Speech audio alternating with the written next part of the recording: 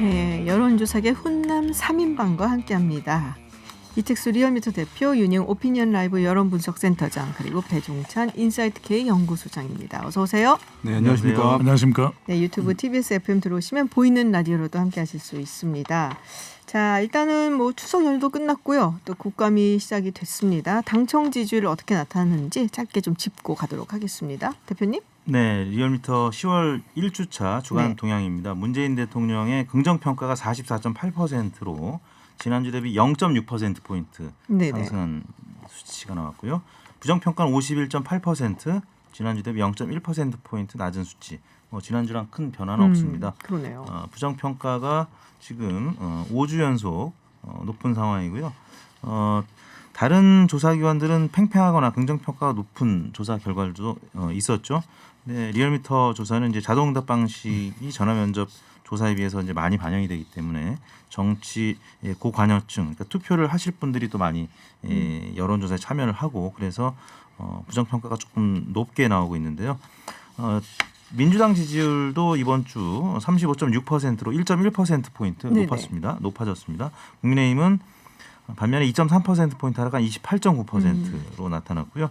나머지 열린민주당, 국민의당 6%대, 정의당 5.1%, 지난주 대비 1.7%포인트 올랐네요. 정의당은 이제 최근에 전당대회에서 당대표를 새로 뽑으면서 소폭 오른 것 같고요. 나머지 기본소득당이나 시대전환은 1%대를 기록했습니다. 그렇군요. 근데 국민의힘이 좀 낮아졌네요. 이제는 국민의당과 헷갈릴 때는 지나지 않았나 싶은 생각이 드는데, 네, 하락한 이유는 뭐로 봐야 될까요? 가장 큰 이유는 이제 반사 이익이 사라졌다고 봐야 되겠죠. 결국 이제 정당 지지율이 올라가려면 뭐 이념으로 결집을 하고 또 정책 반응을 하게 되고 또 인물들의 이제 주목을 하게 되는데 김종인 비대위원장 체제가 이제 등장하면서는 컨벤션 효과라고 그러죠. 또 이제 김종인 비대위원장 특유의 그 중도 외연을 확대하는 효과도 있었고 그 이후에 이제 7월 경에 또 8월 초까지 이 국민의힘 또 그 이전에 이제 미래통합당이 이 지지율이 상승하는 것은 부동산 이슈라고 하는 반사이익이 있었죠. 근데 이제 최근 정부 여당이 악재가 상당히 있어요. 네. 그러면은 이제 보수층이 더 결집하고 이런 건 분명히 나타나는 현상인데 지지율이 그래도 한 30% 내외가 나오니까 더 중요한 건 이제 중도층이 더 흡수되거나 아니면은 지지할 정당이 없다고 있는 무당층 쪽에 샤이 보수가 더 이제 유입되는 현상이 나타나야 되는데 네. 그렇게 결집하지는 않는 거죠. 그러니까 이른바 이제 보수가 더 결집할 수 있는 요인이 이제 자체적으로 발생해야 되는데 반사 이익에는 분명히 작동했는데 이 자체적인 요인까지 연결되지 않기 때문에 또 반사 이익으로 얻었던 지지율은 다시 빠지고 또 반복되는 현상이 일어나는 것으로 그러니까 이제는 좀 자력으로 뭔가 이렇게 확 끌어들이는 그런 게 있어야 되는데 그게 아직 없다라는 말씀이신 것 같아요. 이게 보면은 이제 국민의힘 같은 경우 특히나 이제 앞으로의 기대감을 갖고 지지를 이제 끌어올리는 전략을 가져갈 수밖에 없거든요. 왜냐하면 지난 정권에서 탄핵과 연상되었던 이제 점이 국민들한테 상당히 이제 각인이 크게 돼 있기 때문에 이제 과거로부터 또는 지금 현재로부터 단절이 되어서 이제 미래에 새롭게 변화될 것이다라고 하는 기대감이 이제 형성돼야 되는데 정당에서 미래에 관련해서 이미지가 연상되기 위해서는 미래의 유력 주자들이 존재해야 되거든요. 예, 그것은 이제 미래 대선 주자들이 유력한 인물들이 있게 되면 앞으로 이 정당이 저 사람들 중심으로 변화될 것이다라고 하는 기대감들이 이제 얹혀지기 때문에 지금의 모습이 약간 다소 미흡하더라도 정당에 대한 지지가 올라갈 수가 있어요. 근데 지금 현재 보면은 미래에 대한 이미지를 오히려 여당인 더불어민주당이 가져가고 있는. 왜냐하면 대선 주자들 경쟁에서 유력한 1, 2위 후보들, 상위권에 있는 후보들이 여당 소속 후보들이 2명이나 이제 압도적으로 높게 나타나고 있는 상황인데 비하여 야당인 국민의힘 같은 경우에는 뭐 유력 주자들 두 자릿수 후보 자체도 존재하지 않는 그런 상황이어서 과연 이 정당이 지금의 정부의 실정을 비판하고 공세하는 것에 대해서 합리적인 부분이 있는데 그렇다고 해서 이후에 또 미래에 어떤 새롭게 변화된 모습을 지속할 수 있을 것인가에 대한 기대감들이 연결되지 않음으로써 반사 효과도 이제 반짝 효과에 그치는 그런 현상들이 자주 나타나고 있는 것 같습니다. 근데 원희룡 제주지사가 대선 주선을 선언을 했거든요. 네, 뭐 모르겠습니다. 그래서 어쨌든 그쪽에서도 나오는 인물들이 이름이 나는 인물들이 있잖아요. 뭐 오세훈 전 서울시장이라든지 뭐 그런 분들이 있는데 글쎄요. 이제 조금씩 한두 명씩 대권 도전한다 선언하면은 이게 또 뭐 상승 요인이 될까요? 어떻게 보세요, 대표님? 상승 요인은 될 것이라고 봅니다. 네. 원희룡 제주지사가 지금 사실 어떻게 보면 늦은 거죠. 대선이 1년 반밖에 남지 않았는데 뭐 5년 전, 10년 전 대선 때를 보면은 어느 정도 여야가 대선 후보가 윤곽이 잡혀가는 그런 모습이었는데 지금은 보수 야당 쪽에서는 어떻게 보면 질이 멸렬하죠. 그리고 당 바깥의 인사들이 오히려 지지율이 더 많이 나오는. 윤석열 검찰총장이라든지. 윤석열 그다음에 홍준표 의원 네네. 다 당 밖 인사이기 때문에 또 안철수 대표까지. 그래서 원희룡 지사는 당 내 인사로서는 그래도 오전 5승이라는 그러니까 민주당 후보를 총선에서 3번 또 지선에서 2번 이겼다는 그래서 나름 저평가되어 있는 잠룡으로서 당 내 원내 인사들이 지금 원희룡 지사 주변으로 많이 모인다는 거 아닙니까? 어허. 그래서 아마 그 시기를 좀 생각보다는 당긴 것 같은데요. 네. 왜냐하면 내년 4월에 있을 재보궐선거, 서울시장 또 그렇죠. 부산시장 선거에서 만약에 국민의힘에서 누군가 당선이 된다면 특히 서울시장 같은 경우는 차기 대권 주자로서 바로 발돋움 할 수 있거든요. 그러면 원희룡 지사 입장에서는 타이밍 놓칠 수도 있고 해서 지금이 아마 딱 적기가 아닌가라고 판단을 한 것 같습니다. 네. 근데 서울시장 당선되자마자 대권 나간다 그러면 그건 근데 너무- 정치는 생물이기 때문에 네. 아마 이제 서울시장 경선 때 예를 들어서 오세훈 전 시장 같은 경우 나간다라고 하면 가장 먼저 이제 받는 질문이 그 질문일 겁니다. 그러면 안 나가겠다고 하지만 만약에 서울시장 당선이 되면 차기 잠룡이 없거든요. 네, 지금 네. 그렇기 때문에 오세훈 시장을 대선 주자로 옹립을 해야 된다는 또 의견이 당내에서 나올 수도 있습니다. 아, 예. 진짜 정치는 정말 모르겠어요. 네, 조사개요 잠시 듣고 가시겠습니다. 이번 조사는 리얼미터가 YTN의 의뢰로 지난 5일에서 8일 전국 18세 이상 유권자 2,516명을 대상으로 유무선 자동응답과 전화 면접 혼용 방식으로 조사하였으며 표준 오차 95% 신뢰 수준에서 플러스 마이너스 2.0%포인트, 응답률은 4.8%입니다. 자세한 내용은 중앙선거여론조사심의위원회 홈페이지를 참고하시기 바랍니다. 네, 그리고 북한이 노동당 창건 75주년 열병식에서 여러 가지 뭐 신형 무기들, 전략 무기들을 선보였습니다. 뭐 이런 게 또 여론에 어떤 영향을 미칠지 또 궁금하기도 한데요. 네, 북한을 이제 얼마 전 나온 이제 조사를 저도 한번 봤어요. 뭐 앞으로 굉장히 흥미로운 여러 가지 조사들이 있습니다. 북한에 대해서 우리가 어떤 태도를 지내나, 뭐 어떻게 인식을 하고 있는가, 인도적인 지원은 어떻게 해야 되나, 그리고 향후 이제 북한과 관계를 어떻게 뭐 통일을 가야 된다든지 아니면은 뭐 따로 그냥 왕래만 가능하게 하는 것이 좋다라든지 뭐 여러 가지 의견이 있는 여론조사 결과가 있는데 조금 소개를 조금 해주세요. 그 북한과 관련된 네. 여론조사 결과인데요. 북한을 대상으로 인식하는 것, 네. 하해와 협력의 대상에다가 48%, 적대와 경계의 대상이 47%였고요. 북한에 대한 인도적 지원에 대해서 정치 군사적 상황에 따라서 다르게 추진돼야 된다가 65%로 압도적이었고 네네. 향후 이제 남북 체제를 물어보는 질문에 대해서 자유로운 왕래가 가능한 두 개의 국가가 54%로 절반을 넘고요. 통일된 단일 국가는 18%로 나타났습니다. 이게 심리적 거리감뿐만 아니라 물리적 거리감도 이 담겨 있는 조사 결과인데 물론 이제 열병식까지 포함된 조사 결과는 아닌데 그럼에도 불구하고 이제 남북 관계가 이제 답보 상태고 그리고 뭐 신형 ICBM이 노출되는 그런 광경을 보면서 이 남북 관계가 뭐 통일 국가로 갈 수 있다 이렇게 보기는 젊은 세대도 그렇고 이제는 전반적으로 더 힘들어지는 현상이 나타나고 있을 수 있는데 물론 이제 북한의 열병식이 이 여론의 뭐 지각 변동을 일으킬 것 네네. 같지는 않아요. 오히려 그거보다는 이제 오히려 계속 연락사무소 폭파라든지 그렇죠. 또 우리 이제 공무원 피살 사건 이런 게 굉장히 크게 영향을 미치겠죠. 그리고 이제 당장 어떤 이 이슈에 큰 변화가 있을 걸로는 보지 않는데 오히려 이제 인터넷 네티즌들의 반응을 보면은 이 신형 ICBM을 운반하는 이 트럭이 바퀴가 양쪽으로 22개다. 네네. 지난번에는 18개였는데 이런 데 관심을 기울이는 것은 이 남북한 관계를 이제 국제 정치 구도에서 뭐 이렇게 보기보다는 우리 국민들이 이제는 2018년에 굉장히 이 좋았던 시기와 비교를 하면 좀 심리적으로도 그렇지만 물리적으로도 좀 거리감이 생긴 그런 상황이라고 볼 수 있겠죠. 남북 정상회담 있고 이제 분위기 좋을 때 만약에 이 조사를 했으면 북한에는 어떤 대상이냐, 화해 협력의 대상이냐, 아니면 적대와 경계의 대상이냐라고 질문했다고 한다면 화해 협력의 대상이라는 응답이 월등히 높았을 것이거든요. 근데 지금 이제 팽팽한 상황이 나왔기 때문에 상당히 이제 분위기가 국민들 분위기가 좀 많이 변화된 측면을 볼 수 네네. 있겠고, 그럼에도 불구하고 또 여권 입장에서는 또 청와대 입장에서는 화해 협력의 대상이라고 하는 응답도 여전히 절반 가까이 되는 상황이기 때문에 아직 기대감들 갖고 있는 국민들이 있다라고 하는 이제 판단도 할 수는 있을 것 같은데요.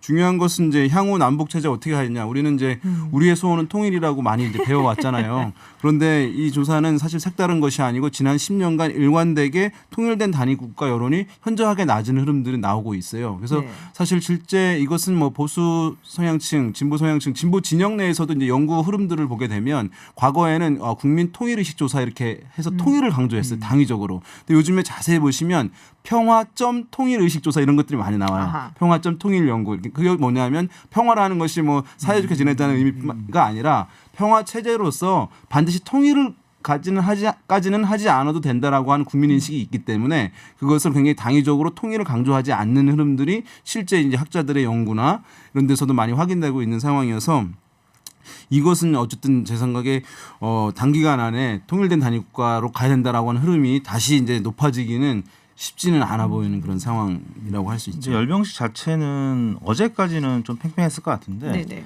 미국의 반응이 특히 트럼프가 부정적인 반응을 그렇죠. 보였다는 소식이 오늘 전해졌기 때문에 이번 주에 긍정적인 요인보다는 부정적인 요인으로 작용할 가능성이 조금은 더 높아 보입니다.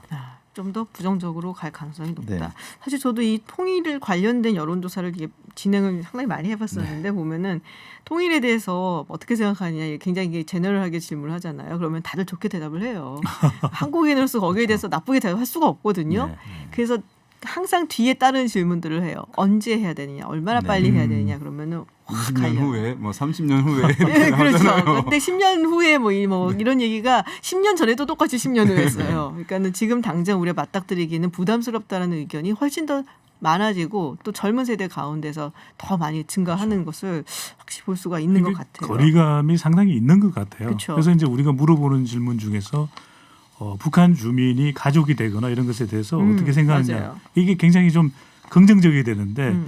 사실 현실적으로 솔직하게 대답을 하면 그렇지 못하다는 거거든요. 그러니까 그만큼 우리가 사실 교류가 없다. 동서독 간에는 많은 교류가 있었기 때문에 사실 실제 동서독 통일이 됐을 때도 그다지 거부감이 강하지 않다고 보는데도 상당히 또 이질감이 있었거든요. 그만큼 10년 걸렸어요. 지금도 그쵸. 아직도 그 얘기가 네. 나오는데요. 동서독 간에도. 네, 우리는 지금의 남북 상황 자체가 상당히 이질감이 큰 상태에 놓여 있다고 봐야겠죠. 네. 자, 조사 개요 잠시 들으시고 가겠습니다. 이번 조사는 엠브레인 퍼블릭, K-스탠 리서치, 코리아 리서치, 한국 리서치가 지난 8일에서 10일 전국 18세 이상 남녀 1,009명을 대상으로 휴대전화 가상번호를 활용한 전화 면접 조사를 실시하였으며 표본 오차 95% 신뢰 수준에 플러스 마이너스 3.1%포인트, 응답률은 29.9%입니다. 자세한 내용은 중앙선거여론조사심의위원회 홈페이지를 통해 확인할 수 있습니다. 개요 읽어주시는 분 목소리가 너무 매력적인데. 아, 네. 저 자주 들어요. 네. 저희 시리랑 목소리가 좀 비슷한 것 같아요. 네. AI 시대인 것 같습니다. 네. 그리고 이 방탄소년단 이제 BTS 병역 특례 논란이 또 이슈였어요. 아미들은 제발 좀 얘기 좀 하지 마라. 우리 오빠들 왜 가만히 있는데 갖고 끌어들이냐라고 하는데 이에 대해서 여론이 어떤지 좀 궁금합니다. 특히 이제 20대 남성들은 어떨까 궁금한데 어떻습니까? 이제 방금 소개한 그 조사에서 같은 네네. 건데요. 지금 병역 특례 이제 얘기가 나오고 있는데 방탄소년단에 대해서 어느 의견에 더 동의하느냐 질문을 했는데 계속 국위 선양할 수 있도록 병역 특례 대상에 포함해야 한다라고 하는 응답은 46%, 네. 공정성과 형평성의 어긋남으로 병역 특례 대상에 포함해서는 안 된다라고 하는 응답은 48%. 팽팽하네요. 그러니까 상당히 팽팽했죠. 그다음에 이제 말씀하신 20대만 놓고 보면 병역 특례 대상에 포함해야 한다 44%, 포함해서는 안 된다 50%. 그래서 한 6% 포인트 가량인데 이것도 큰 차이는 아닙니다만은 생각보다는 차이가 많지는 네, 않네요. 다른 연령대보다는 차이가 좀 있는 편이에요. 다른 데는 훨씬 더 이제 차이가 없거나 그런 상황인데 그러면은 만약에 이제 남성들은 네. 20대 남성들은 그러니까요. 안 된다라고 하는 의견에 좀 많이 몰표를 줬을 가능성이 있고 그렇죠. 아마 이제 여성들은 아마 병역 특례 대상에 포함하는 게 좋지 않겠냐라는 응답이 더 많지 않았을까 추정해 볼 수 있겠습니다. 근데 많이 긍정적으로 변했다고도 볼 수 있는 것이 지난해에도 이 BTS 방탄소년단 네. 병역 혜택 특례 묻는 여론조사였었는데 그때는 상당히 좀 부정적이었어요. 왜냐하면은 이제 뭐 스포츠 선수의 경우에도 이제 국가대표로서의 의무를 이행했을 때 이제 받는 것이 또 일정 수상을 했을 때 이제 병역 혜택을 받을 수 있기 때문에 방탄소년단이라 할지라도 이제 동등해야 된다는데 올해 워낙 큰 일이 있었잖아요. 그렇죠. 이 다이너마이트. 그래서 상당히 여론은 좋아졌는데 정치권에서 이 이야기를 이 또 야기시키면서 좀 이제 여론이 좀 부정적으로 또 이제 조성이 된 것도 있죠. 저는 사실 흥미로웠던 게 네. 30대가 제일 높았어요. 사실은 병역 특례 그렇죠. 주면 안 된다. 병역 특례 20대보다. 관련된 조사는 늘 그랬습니다. 30대는 본전 이제 생각이 막 다녀왔으니까. 예비군 세대거든요. 아, 너희들도 가라 이거죠. 나만 같으니까. 생생한 기억이 아직도 남아 있으니까. 예, 근데 정작 아미 이 네네. 팬들은 BTS 팬들은 병역 특례 대상에 포함돼서는 안 된다라고 응답한 분들도 계셨을 것 같아요. 왜냐하면 군대 가야 된다고 생각을 하거든요. 그렇기 때문에 그럼에도 불구하고 이제 작년에 비하면 확실히 줄어들긴 했는데 만약에 팬 여부를 물어봤을 때 팬들도 아마 반대 의견을 제법 나타내지 않았을까. 이제 뭐 과거에는 이제 이 BTS한테 특례를 줘야 되냐 말아야 되냐 이제 이런 데 초점을 맞췄다고 한다면 최근에 논의는 좀 확대된 거예요. 그래서 스포츠 분야에서는 이렇게 특례 제도가 있는데 대중문화 예술 분야에 대해서 대중문화 부분에서 대중예술 분야에서는 그것이 없기 때문에 그것도 동등하게 스포츠와 같이 그런 자격들을 부여하는 것이 필요하지 않냐라고 하는 논의가 좀 저는 확대 심화된 단계라고 할 수 있거든요. 그러다 보니까 사람들이 그러고 보면 최근에 대중문화, 대중예술이 스포츠와 같은 역할을 충분히 하는 것이니까 좀 더 약간 개방성, 수용성이 좀 높아진 게 아닌가 생각됩니다. 손흥민 선수가 또 최근에 너무 잘하고 그렇죠. 있으니까 네. 또 BTS도 빌보드 차트에서 연속 1위를 2번이나 하고 네네. 그러니까 아마 조금 더 호의적인 여론이 지금 조성이 되고 있는 것 같습니다. 저는 되게 흥미로웠던 거는 70세 이상 되시는 노년층은 그러니까는 잘 모름이나 무응답이 20% 하든지 말든지 연세들이 있으시죠. BTS가 누군지 모르시는 분들도 네. 있었겠죠.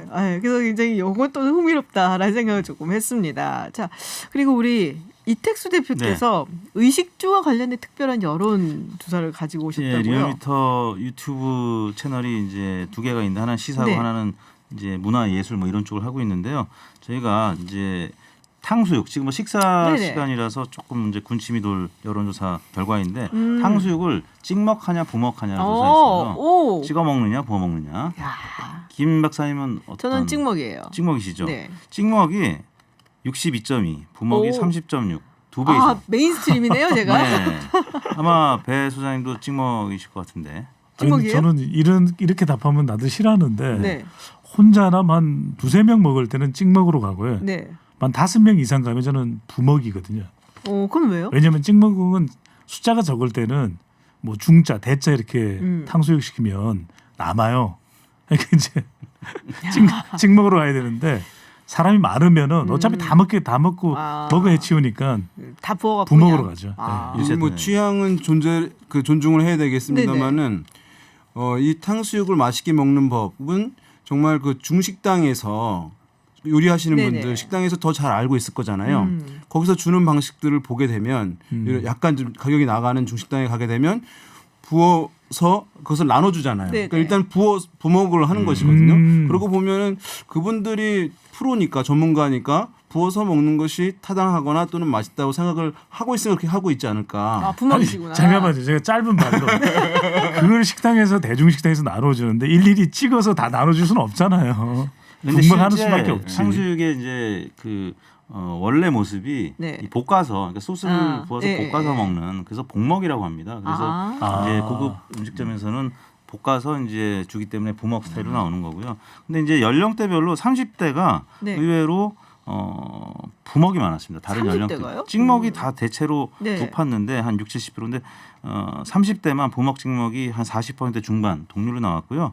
또 대전, 충청, 세종이 또 부먹이 좀 많은. 그리고 왜일까요? 이유는 잘 모르겠습니다. 그리고 열린민주당 지지층이 부먹이 좀 많았고요. 이게 겹치네. 열린민주당 지지층과 그리고 보수 30대가. 진보 나누면 진보층이 부먹이 많았습니다. 좀 신기해요. 그 이유는 그러네요. 잘 모르겠습니다. 이유가 진짜 궁금한데요.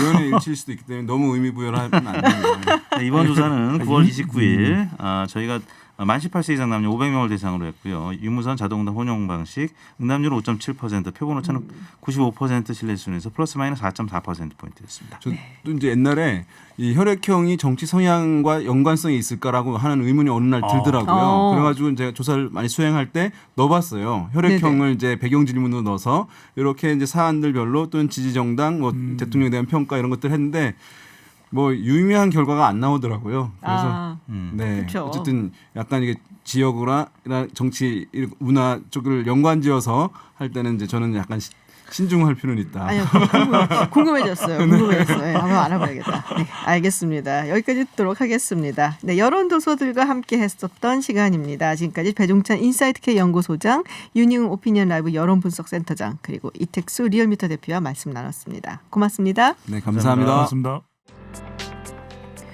지난달 28일 독일 베를린 미테구에 평화의 소녀상이 1년간 한시적으로 설치됐습니다. 하지만 소녀상이 세워진 지 열흘도 안 된 지난 7일 미테구는 일주일 안에 소녀상을 철거하고 자진 철거하지 않을 경우 강제 집행 그리고 소녀상 설립을 추진한 코리아 협의회에 비용을 청구하겠다라고 했습니다. 소녀상 철거 명령이 내려지기까지 모테기 도시미츠 일본 외무상까지 나서면서 일본 정부의 강력한 외교 공세가 있었다라고 여겨지고 있는데요. 자세한 이야기 한독시민단체 코리아협의회 한정화 대표와 이야기 나눠보겠습니다. 안녕하세요. 네, 안녕하세요. 네, 준비를 좀 많이 하셨던 걸로 알고 있는데 지금 뭐 열흘도 안 돼서 철거하라고 명령이 내려와서 속상하실 것 같습니다. 미테구에서 소녀상 철거 이유 뭐라고 이야기를 했나요? 네, 미테구에서 지금 현재 지적하고 있는 부분은 저희가 그 비문을 사전에 미테구에 알리지 않아서 본인들이 생각하던 내용이 아니어서 네네.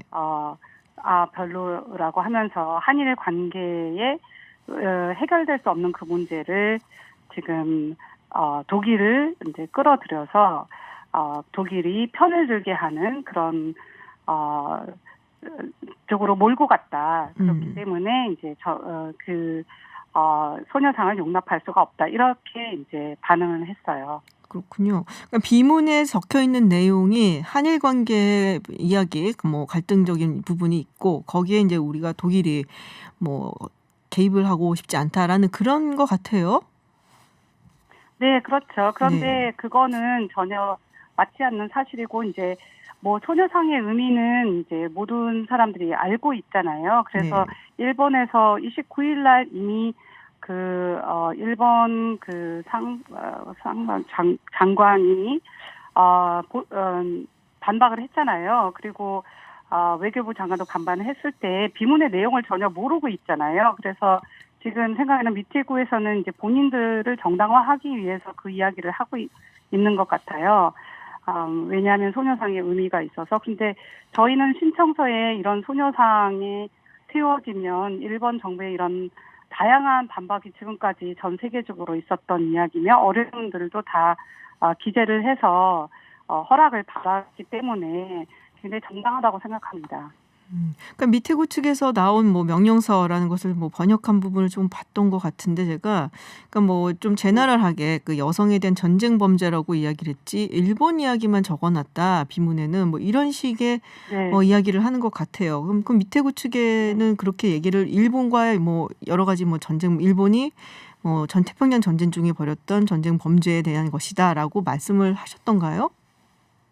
그럼요. 소녀상의 의미는 처음부터 끝까지 그 아시아 태평양 전 지역에서 일본이 군대가 전쟁을 2차 세계대전 때 전쟁을 일으켰을 때 여성들을 성노예화를 했다는 이야기를 구구절절 신청서에 다 쓰고 그다음에 그렇지만 이 문제는 전 인류의 보편적인 문제이고 그다음에 이거는 예술 작품으로 세우게 된 것이라 독일의 이런 성폭력을 주제로 삼는 그런 조형물이 없기 때문에 저희는 이제 한국에서 굉장히 예술 작품에 이제 특수성을 강조하면서 정말 이렇게 낮은 곳에 의자에 앉아 있으면서 이런 것을 다 설명을 하고 비문도 있을 것이다. 비문에는 역사적 배경을 설명할 것이다라고 저희가 제출을 했어요. 왜냐하면 비문이란 것은 이쪽에서 허가가 나야지 저희가 비문을 새길 수 있는 거잖아요. 네. 왜냐하면 허가가 없으면 소녀상을 세울 수가 없으니까 비문을 안 새기기 때문에 그때 신청서를 제출했을 당시에는 역사적 배경이 실릴 비문을 새길 것이다라고 정확히 이야기를 했어요. 그러고 나서 그쪽에서 비문을 그럼 보여달라고 한 적도 없었고 네. 또한 이 소녀상은 벨린 구에서 세우는 것이 아니었기 때문에 소녀상을 같이 이렇게 맞출 필요도 없었고 그 허가가 7월 6일에 나온 이후에 저희는 이제 작가분들하고 그다음에 이 한국 그 정의원과 함께 맞춰서 비문을 새겼는데 이 비문의 그 핵심 초점은 가해자를 공격하는 것이 아니고 저희가 기리고자 하는 것은 1991년도 8월 14일에 김학순 할머니가 최초로 증언을 하셨잖아요. 네. 그러면서 그것이 미투 운동같이 전 아시아 태평양 지역에서 여성들이 너도 나도 수천 명이 이런 피해를 당했다고 공식적으로 알렸잖아요. 네덜란드 피해 여성까지 합쳐서. 네. 그분들의 용기, 침묵을 깬 용기를 기리는 것이 저희의 목적이며 이 소녀상의 의미라고 저희는 새겼어요. 그러면 승인을 하고 나서 그러니까- 지금 태도를 바꾸는 것이다라는 말씀이신가요? 그렇죠. 알고 비문에 대해서 관심도 없었는데 그리고 네. 일본 정부가 처음부터 소녀상을 세운다고 했을 때 이제 비판을 했을 때 소녀상은 일본의 그 비문에 대해서는 일본 정부가 알지도 못하고 있었는데 이제 지금까지 있었던 그런 사례들을 아마 보고 빨리 일본 정부의 압력에 가하기 위해서 이제 구청에서 그렇게 비문을 이걸 태클을 걸고 넘어진 것 같아요. 여기 이제 일본 외교 네. 음. 그러니까 일본 외교부에서 이제 뭐 여러 가지 뭐 좀 압력이 들어갔을 것이다라는 이야기들이 나오고 있습니다. 우리 뭐 코리아 협의회에서도 비슷하게 파악을 하고 있는지 궁금한데요. 네, 그거는 뭐 일본 신문에서도 이제 이미 그 모테기 외상부가 유럽으로 갈 때 네. 면담이 독일 외교부 장관하고 면담이 잡혀 있는 거를 알고 있었기 때문에 저는 아마도 그렇게 신속하게 9월 29일에 이제 그 발표를 하고 반박을 하고 그다음에 10월 1일에도 유럽에 가기 전에 이미 독일 외교부 장관 마스 장관하고 이 이야기를 하겠다고 선거를 하고 그러고 가서 만나서 얘기를 했다고 하는데 실제로 그 얘기를 했는지 안 했는지는 독일 외교부에서도 좀 이렇게 정확하게 얘기를 하고 있지 않지만 네. 공식적으로 알고 있는 거는 위에서 압력이 내려왔다라는 것은 저희가 듣고 알고 있어요. 현지 분위기는 어떻습니까? 반응이라든지. 현지 분위기는 독일 분들이 지금 엄청나게 분개를 하고 계세요.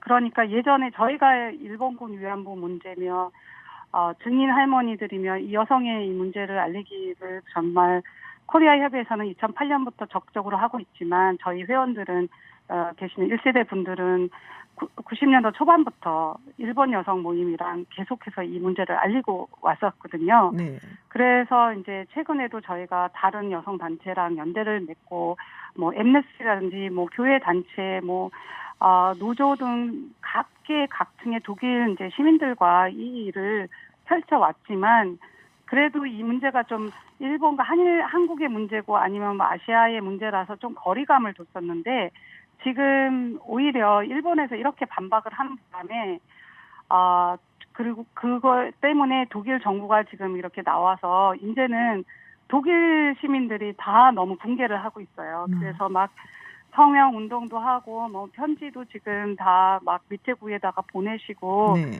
오히려 독일 시민들이 이제는 이 일본군 위안부 문제가 우리들의 문제고 일본이 이렇게까지 표현의 자유를 막고 외교적인 정책을 벌인다는 것을 제가 예전에 얘기를 했어도 실감을 못 했었는데 네네. 지금은 완전히 독일 분들이 붕괴를 하셨어요. 그래서 네.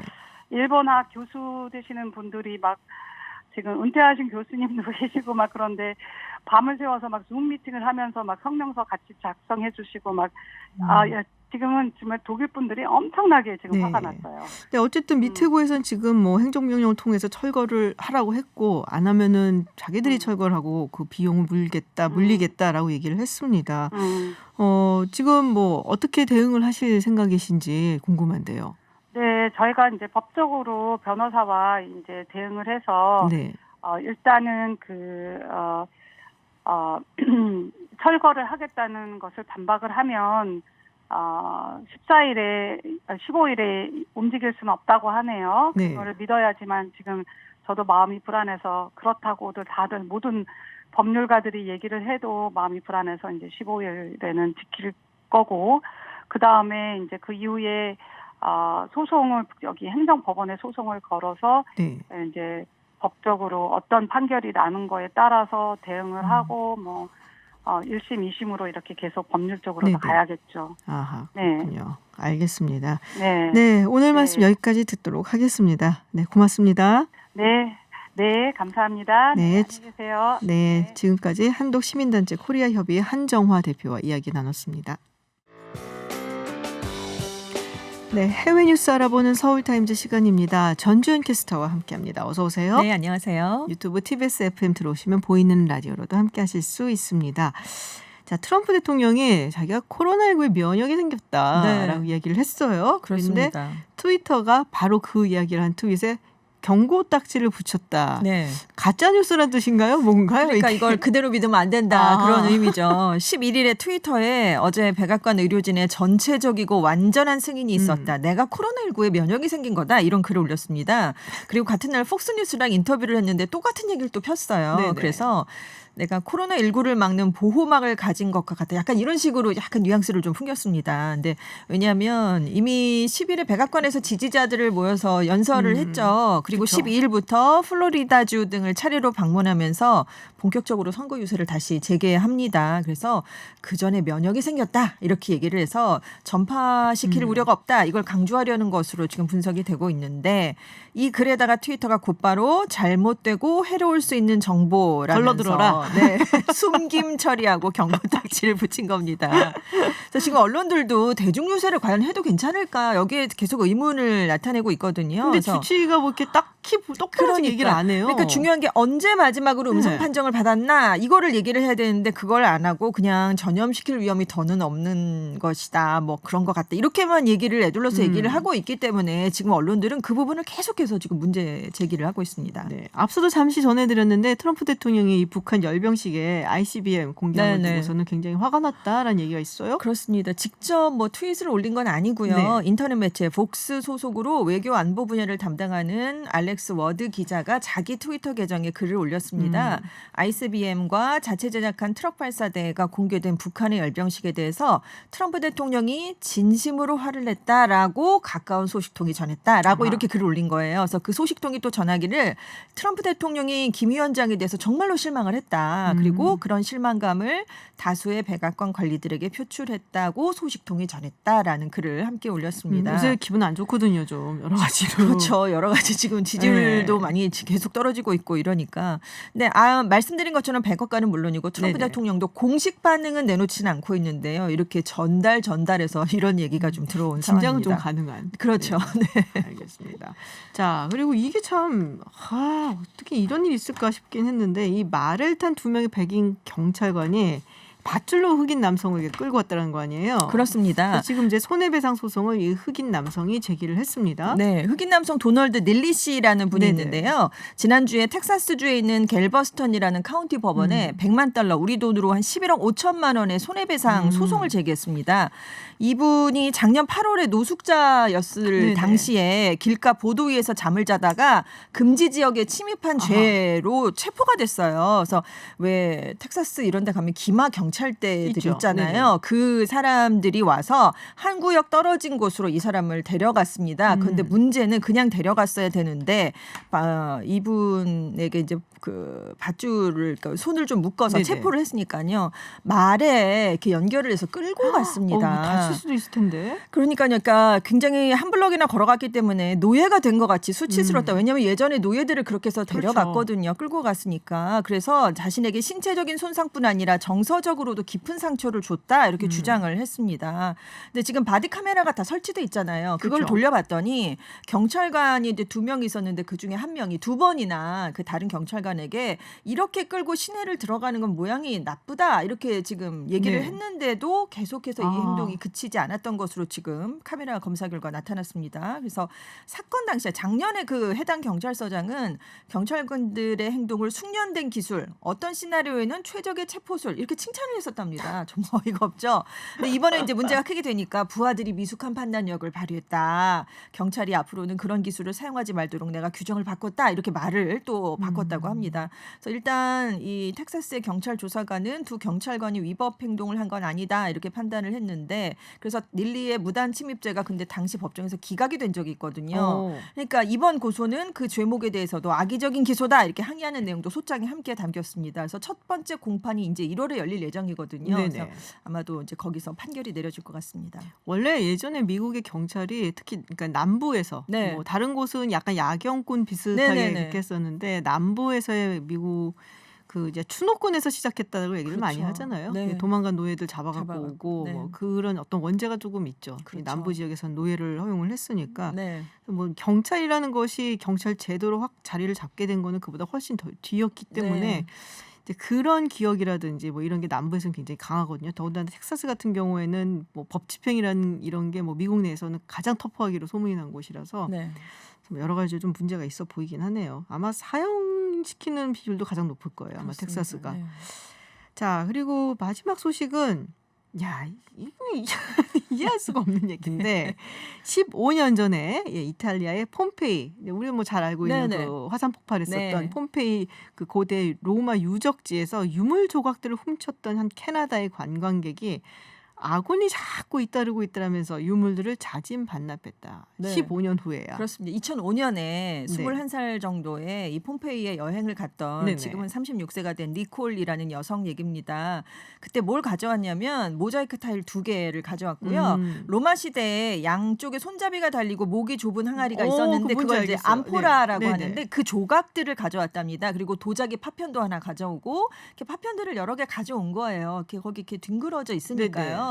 그래서 누구도 품을 수 없는 역사의 조각을 갖고 싶어서 내가 가져왔다라고 이제 편지에 썼는데 근데 이 유물을 갖고 간 뒤에 유방암에 2번을 걸렸고요. 금전적인 어려움도 겪고 개인적으로 불운이 계속 이어졌다고 합니다. 그래서 아마도 부정적인 에너지로 가득한 유물들을 내가 가져와서 그런 게 아닌가. 그래서 이거를 회수해 주길 바란다라면서 신의 용서를 구한다면서 폼페이 여행사에 이 유물들을 공편으로 보냈다고 합니다. 네네. 그리고 이분 말고 다른 캐나다인 부부도 또 같은 일을 하셨던 아니 거예요. 캐나다 사람은 왜 이러는 거예요? 점잖은 줄 알았는데. 몇 개의 돌을 이제 가져갔다가 그거를 이 니콜이라는 여성이 보낼 때 함께 네. 보냈다고 합니다. 그래서 베수비오 화산 폭발로 희생된 사람들이 겪었을 고통과 죽음을 내가 그때는 생각하지 못했다라면서 이제 반성하는 그런 편지를 함께 넣었고요.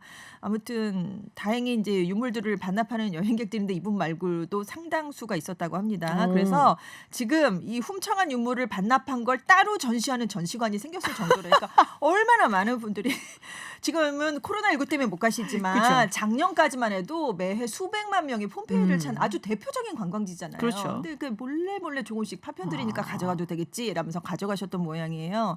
그래서 이렇게 반납하는 분들도 있지만 2015년에 이베이에 이 폼페이 유적지에서 훔쳤던 벽돌이 매물로 올라가는 사건도 있었거든요. 그러니까 이렇게 약간 양면이 존재하면서 근데 하여튼 이분은 이번에 불운이 잇따른다면서 반납을 하셨다고 합니다. 저도 거의 한 10몇 년 전쯤에 가봤었거든요. 네네. 근데 정말 저도 되게 좋았어요. 그러니까 네. 좋았다고 말하기 좀 하지만 굉장히 인상적이었어요. 그렇겠죠. 네네. 그대로 보호하고 있는 모습이라든지 네. 아직도 파고 있다라는 얘기를 그렇죠. 들었을 때 더 네네. 경이로웠고 그러니까 뭐 많긴 많아요. 거기에 네네. 하고 있는 중이기 네네. 때문에 거기서 슬쩍 해오신 것 같은데 네. 이 얘기를 들으니까 예전에 뭐 이집트 미이라의 저도 생각이 나고. 그렇다고 안 됩니다. 그렇죠. 네. 관광지 이러시면 안 되죠. 네, 이러시면 그 안 뭐 되고요. 나 하나쯤이라고 생각하겠죠. 거기에 얼마나 많은 사람들이 네네. 가는데 네, 그 고대 유적은 보호해 줘야 됩니다. 그렇습니다. 네, 여기까지 듣도록 하겠습니다. 지금까지 전주현 캐스터였습니다. 고맙습니다. 네, 감사합니다.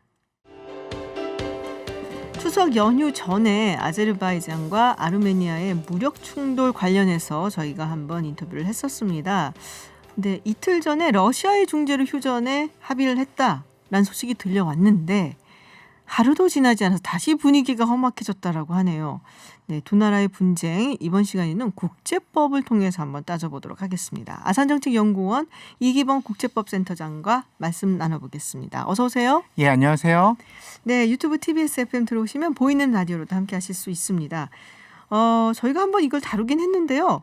그래도 이게 좀 복잡해서 일단 이름부터 헷갈리고 그래갖고 그렇죠. 네, 먼저 이 갈등과 충돌의 역사 짧게 좀 간략하게 좀 정리 좀 해주세요. 일단 그 위치도 헷갈리고요. 맞아요. 예, 이름도 헷갈리죠. 그 터키 옆에 있는 게 아르메니아예요. 네네. 그 다음에 그 이제 오른쪽이 아제르바이잔인데요. 문제가 터키가 바로 옆에 있는 아르메니아를 지원하는 게 아니고 그 멀리 있는 한 칸 떨어진 아제르바이잔을 네네. 지원하죠.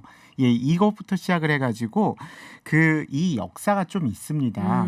일단 종교가 달라요. 저희가 지금 유튜브 화면에 지도 띄워드리고 있으니까요. 네, 예. 궁금하신 분들은 접속하셔서 보시면 좋을 것 같습니다. 아르메니아는 이제 기독교죠. 네네. 그래서 이제 동방정교회라고 우리가 이제 알고 있어요. 그러니까 러시아랑 종교가 아하. 같아요. 네. 근데 이제 아제르바이잔은 이제 이슬람이죠. 네. 그래서 터키 쪽하고 이제 가깝죠. 예, 이런 차이가 있고요. 그 다음에 터키가 아르메니아 사람들을 이제 학살을 많이 했었습니다. 네네. 19세기에도 하고 20세기에도 하고 이제 오스만 제국 때 있었던 일이죠. 네. 이제 이런 상황에서 1920년대에 소련이 만들어집니다. 네, 소련이 만들어지기 전에 이제 스탈린이 이 두 아르메니아하고 아제르바이잔을 둘 다 이제 소련 쪽으로, 그러니까 러시아 쪽으로 이제 네. 가져가는 과정에서 영토를 갖다가 이제 배분을 하는데요. 이 문제가 되는 지역이 지금 전쟁이 일어난 지역이 나고르노 카라바크라는 네네. 지역입니다. 이 지역을 이 아제르바이잔 쪽에 이렇게 붙여놓습니다. 여기가 바로 이제 그 지금 오늘날 그러니까 100년 된 일이에요. 100년 전에 근데 문제는 그 사람들이 아르메니아 사람들이에요. 아르메니아 사람들이 살고 있는 그 지역을 아제르바이잔으로 이렇게 붙여놓으면서 이제 문제가 시작이 됩니다. 근데 특이하게 이 방금 말씀하신 카라바흐, 나고르노 예. 카라바흐가 그 아제르바이잔 그 안쪽으로 이렇게 있단 말이에요. 예. 그 행정구역상으로 소련이 봤을 때는 여기다 이렇게 탁 긋는 게 낫겠다라고 생각을 했을 것도 같긴 해요. 근데 살고 있는 사람들은 아르메니아 사람들이었던 거죠. 그렇죠. 그 당시에는 이제 스탈린 입장에서는요. 어차피 우리 거니까 그렇죠.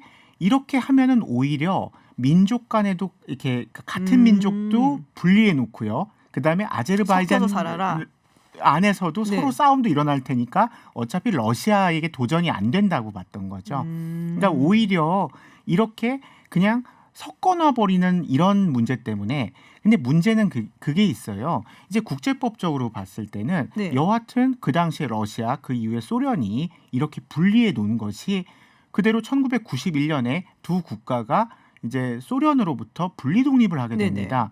그러면 국제법적으로 봤을 때는 분리 독립 당시의 영토가 그 국가의 영토가 되기 때문에 1920년대에 해놓은 것이요. 그대로 아제르바이잔의 영토가 되는 것이 맞기는 맞습니다. 국제법상으로는 아제르바이잔의 영토가 되는 것이 맞다. 예, 맞습니다. 그런 상황이고요, 지금요.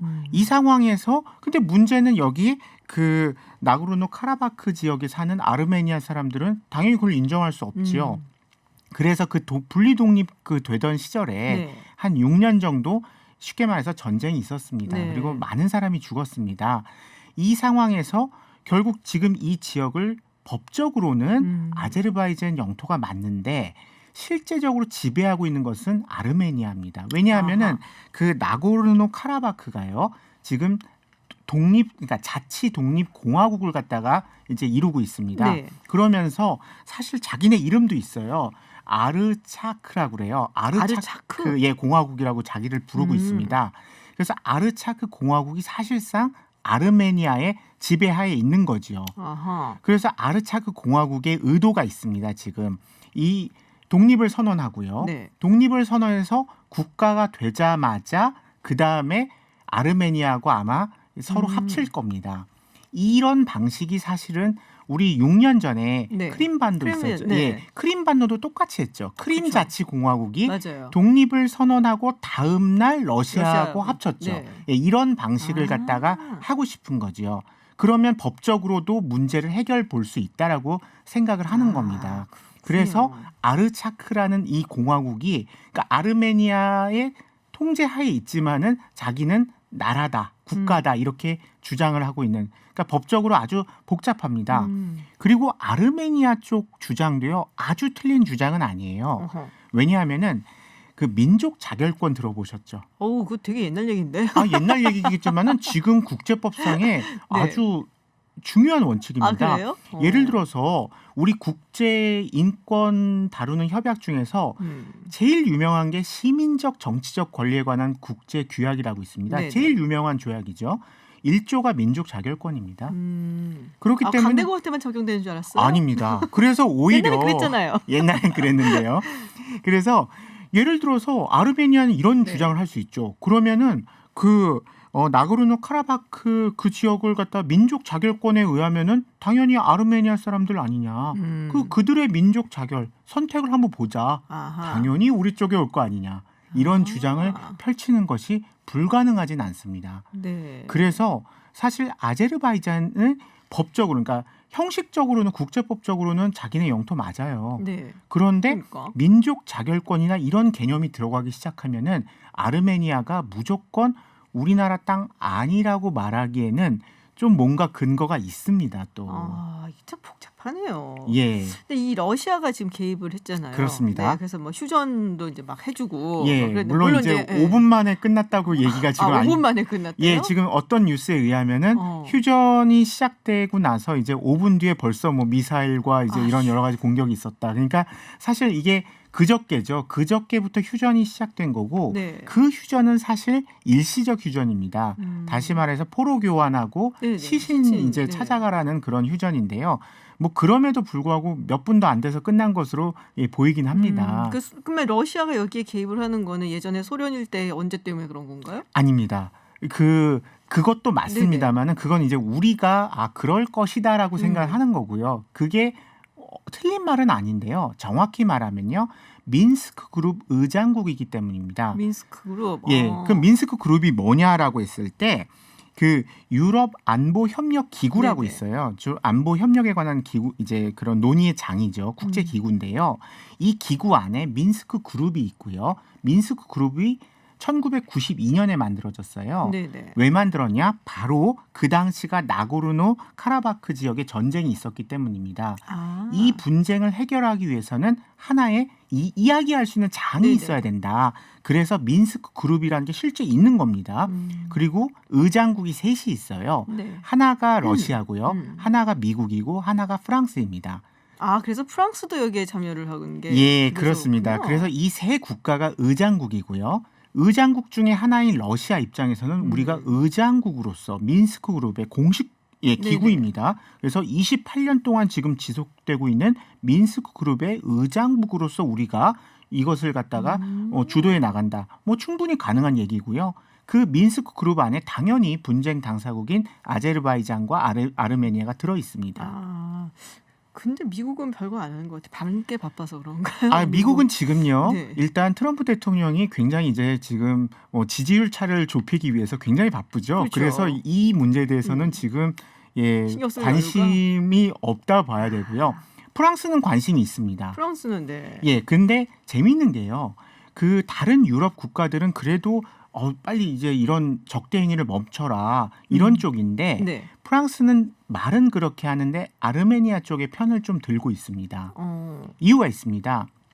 아르메니아 사람들이 학살당했다고 그랬죠. 그렇죠. 학살당하다 보면은 아무래도 유럽으로 이제 떠돌겠죠. 난민. 예, 그렇죠. 그 19세기부터 시작해서 아르메니아 사람들이 가장 많이 정착한 곳이 프랑스입니다. 그리고 아르메니아 사람들은 그 후손들이 프랑스에서 정착을 잘했어요. 네네. 그래서 총리까지 배출을 했습니다. 음. 이게 1993년에 총리를 했던 에두아르 발라디르. 아. 예, 대선 후보로도 나왔었죠. 아르메니아 사람이었어요? 예, 아르메니아의 후손입니다. 그렇기 때문에 프랑스 사회에서는 당연히 아르메니아 사람에 대한 어떤 그런 존중이 있습니다. 그리고 아르메니아 심정적으로도 그러니까 아하. 법적이고 정치적인 걸 떠나서 심정적으로도 아르메니아 편을 들고 있는 거고요. 아. 뭐 반대로 터키는 아까 말씀드린 것처럼 아제르바이잔. 이제 아제르바이잔 쪽을 드는 거고요. 아, 요새 뭐 보니까는 터키가 뭐 군사 개입 얘기까지 나오는 것 같아요. 예, 뭐 그런 아르메니아 주장에 의하면 그렇고요. 또 뭐 이런 얘기도 나오죠. 터키가 시리아 용병들을 갖다가 동원을 해가지고 이미 전장에 이게 투입을 했다. 이런 투입을 했다. 이런 얘기도 나오고 있습니다. 우리 언론에까지 이제 보도가 된 내용이고요. 그래서 지금 터키가 여기에 개입을 자꾸 하고 싶어 하는 거죠. 근데 문제는 러시아는 여하튼 이것을 전쟁을 지금 멈추는 쪽으로 네네. 개입을 하려고 그러는 거고요. 네. 터키는 그것이 아니고 무언가 아제르바이잔 쪽에 힘을 실어주는 쪽으로. 그러니까 오. 지금 뭐 용병을 투입했다는 얘기, 결국 이게 터키가 시리아 용병을 모집을 해서 월급을 주고 지금 아제르바이잔 쪽에 보냈다는 얘기까지 지금 나오고 있기 때문에 터키는 이것이 분쟁을 멈추려는 쪽보다는 부추기는 것 같은데요. 부추기고 아제르바이잔이 이기는 쪽으로 이렇게 가는 거죠. 왜 그러니까 그러는 거예요? 지금 터키는 여기저기 문제 많이 일으키고 있잖아요. 요즘 분위기상으로 동지 중에서 네. 그리스 맞아요. 뭐 예. 이쪽 이집트 쪽하고도 이제 분쟁이 있고요. 그리고 오히려 그 와중에 리비아하고는 리비아, 같은 손을 네. 잡았고요. 그리고 또 에르도안 대통령이 또 지금 이런 아제르바이잔 쪽하고 당연히 손을 잡는 과정에서 아무래도 아르메니아 쪽에 좀 압박을 가하고 뭐 이런 것들이죠. 그러니까 터키는 일종의 그 지역에서의 어떤 영향력 확대 쪽에 아하. 초점이 맞추는 것 같아요. 이게 무슨 러시아하고의 관계, 뭐 미국과의 관계 이런 문제가 아니고 이 터키를 중심으로 그 힘을 갖다가 주변으로 차례차례 이렇게 뻗쳐가는 그런 형국인 것 같습니다. 아, 이게 여기 이제 짱은 나다 뭐 이런 걸 그렇죠. 점점 더 그래서 보여주면은 옆에 그리스 네. 또 앞쪽에 이집트 그다음에 또 오른쪽에 아르메니아 뭐 지금 전부 다 지금 팽창 쪽으로 가고 있는 것 같아요. 터키하고 러시아하고 물론 이제 전쟁도 했었지만은 네. 근데 또 요즘에는- 사이가 또 좋아지는 요즘엔 거든요. 친하죠. 네. 근데 친한 건 친한 거지만은 양보는 또, 못한다. 예, 아제르바이잔이나 아르메니아 만약에 이 두 국가에 문제가 있으면은 지금 러시아는 그냥 좀 웬만하면 자제하자는 쪽이고 네네. 터키는 뭐 아제르바이잔이 이기는 게 별로 나쁘지 않아 보이고요. 그러니까 좀 생각이 다른 거죠. 뭔가 약간 오스만 투르크 제국을 다시 재건하겠다 뭐 이런 꿈을 꾸는 거 아닐까? 뭐 이런 그런 생각도 거 좀- 충분히 우리가 해석이 가능합니다. 그렇군요. 예. 자, 근데 지금 보니까는 이제 민간 지역도 폭격을 당해서 정말 많은 사망자가 나오고 있고 굉장히 좀 참혹하더라고요. 저 영상을 봤는데 이게 좀 어떻게 해결이 돼야 되지 않을까 싶은데. 예, 그렇습니다. 지금 우리 입장에서는 추석 연휴 전에 네. 있었고 그 다음에 지금 끝나고 해가지고 별로 관심 바뀔 수가 있지만요. 네. 이게 최근 올해 들어서 일어난 전쟁 중에서는 가장 사상자가 많아 보여요. 정규군도 네네. 많이 이렇게 영향이 있고요. 이 해결책 분명히 있어야 되는데 법적으로는 양쪽이 다 일리가 있어요. 형식적으로는 아제르바이잔 영토가 맞는데 또 아까 말씀드린 민족 자결권이나 이런 걸 네네. 생각하면은 아르메니아 말도 일리가 있어요. 그렇다고 이걸 인위적으로 또 그 지역을 또 반으로 나눌 수도 없잖아요. 그러니까 이 문제는 결국은 저는 민스크 그룹 이상으로 가야 된다고 봅니다. 민스크 그룹 이상. 예, 러시아, 프랑스, 미국만 가지고는 안 되고요. 이 문제 결국은 유엔 안보리로 와야 됩니다. 제가 봤을 때는 이게 국제사회 전체가 봐야 되는 문제로 가야 되지 민스크 그룹이나 이렇게 어떤 아주 소수의 10여 개국의 관심사로 두게 되면요. 특히 바로 옆에 있는 네네. 터키가 은근하게 무력 사용을 부추기는 이 상황은 안 된다고 봅니다. 그렇군요. 예. 좀 더 그 넘어서서 유엔 안보리까지 가야지 해결될 거다라는 말씀 들었습니다. 네, 지금까지 아산정책연구원 이기범 국제법센터장과 함께 아르메니아 그리고 아제르바이잔 상황 짚어봤습니다. 고맙습니다. 예, 감사합니다. 네, 김지윤의 이브닝 쇼 오늘 방송은 여기까지입니다. 네, 저는 내일 6시 10분에 다시 돌아오겠습니다. 지금까지 김지윤이었습니다.